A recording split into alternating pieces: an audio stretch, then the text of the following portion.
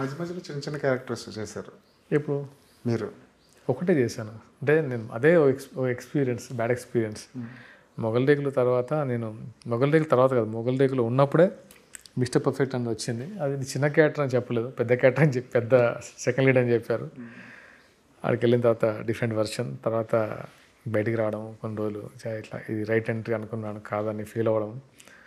లేదు cinema serial ఆపేద్దాం, తర్వాత చూద్దాం, సినిమా చేద్దాం, చూద్దాం, మన జర్నీ మనకు ఉంటుంది. యాక్టర్గా నన్ను ప్రూవ్ చేశారు ఆడియన్స్.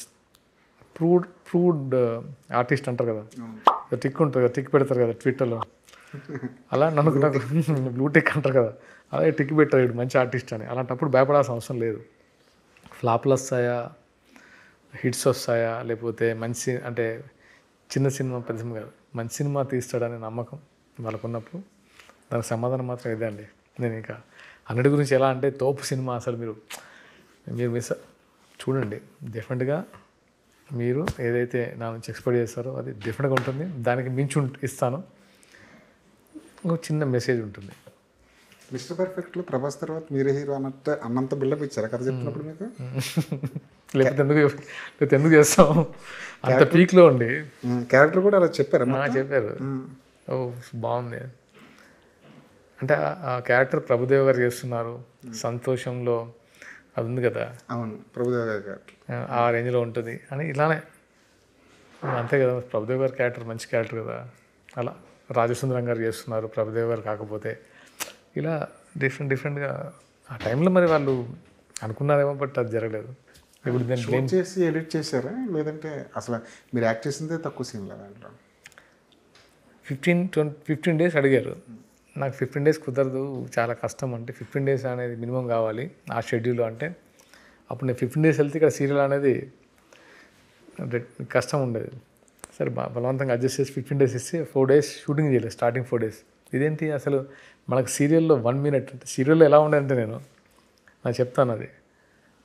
నేను ఇంటి దగ్గర అన్నీ కంప్లీట్ చేసుకొని 6 స్టార్ట్ అయ్యాను. జిమ్, వర్కౌట్, కార్లోనే టిఫిన్ చేసేవాడిని డ్రైవర్ పోనిస్తూ ఉంటే, వెయిట్స్ అవి వేసుకొని. కార్లో నా కాస్ట్యూమ్స్, పర్సనల్ కాస్ట్యూమ్స్, కార్ దిగేలోపు, లొకేషన్కి వచ్చేలోపు డ్రెస్ వేసుకునేవాడిని, యూనిఫామ్. అంటే అంత కార్ లొకేషన్లోకి వచ్చేసరికి నేను యూనిఫామ్తో నా కాలు షూస్తో బయట ఉండేవాడిని. బయటకు వచ్చేసరికి నేను స్క్రిప్ట్ పట్టుకునేవాడిని. ఇంత టైము అంటే వర్కౌట్స్, అంటే కాల్ షీట్స్ అరౌండ్ 6 to, అంటే సీరియల్ అంటే ప్రాపర్ టైమింగ్స్, అంటే ఎక్కువ కంటెంట్ ఇవ్వాలి కాబట్టి. అలా ఉన్నప్పుడు నాకు హాఫ్ అన్ అవర్ లేట్ అయినా ఆ సీరియల్లో ఒక పెద్ద ఏమైంది అసలు ఏం జరుగుతుందనే ఫీలింగ్ వచ్చేది. అలాంటి సినిమాకి వెళ్ళిన తర్వాత 4 రోజులు 5 రోజులు అంటే అసలు ఏం జరుగుతుంది ఇదేంటి అసలు రేపటి నుంచి మీద ఉంటుంది ఆ లొకేషన్ అంటే ఉన్నారు. కెమెరా పెట్టి 2 సీన్లు తీసిన తర్వాత అర్థమైంది అది 2 సీన్లే ఉన్నాయి, ఇది ఏదో కొడుతుంది క్యారెక్టర్ అని చెప్పేసి అడిగాను డైరెక్టర్ అని. అర్థం చేసుకోవాలి, ఏంటి అర్థం చేసుకుంటావు, కెరీర్ ఇది. ఆయన ఒక డైలాగ్ చెప్పాడు, నువ్వు నిజంగా సినిమాలకు రావాలనుకుంటా. అంటే ఆయనకేంటంటే ఆ టైంలో నేను ఆర్కే నాయుడు మున్న క్యారెక్టర్స్ మాత్రమే చేయగలను, మిగతా క్యారెక్టర్స్ చేయలేనని ఆయన ఇండైరెక్ట్గా చెప్పాడు. అదేంటి అనుకున్నాను నేను, అంటే ఈ క్యారెక్టర్ నీకు సూట్ అవ్వట్లేదు. అలాంటప్పుడు పిలవాల్సింది కాదనిపించింది. ఒక చెప్పాడు, బాగా చెప్పాడు, అది బాగా ఎప్పటికీ గుర్తుంది నాకు. నువ్వు సీరియల్లో ఉండి ఇలా ట్రై చేస్తే కుదరదు, నువ్వు సినిమా హీరో కావాలనుకుంటే అన్నీ వదిలేయాలి, కొత్తగా నేర్చుకోవాలి, కొత్తగా చేయాలంటే ఏంటి నాకు ఆలోచిస్తున్నాను.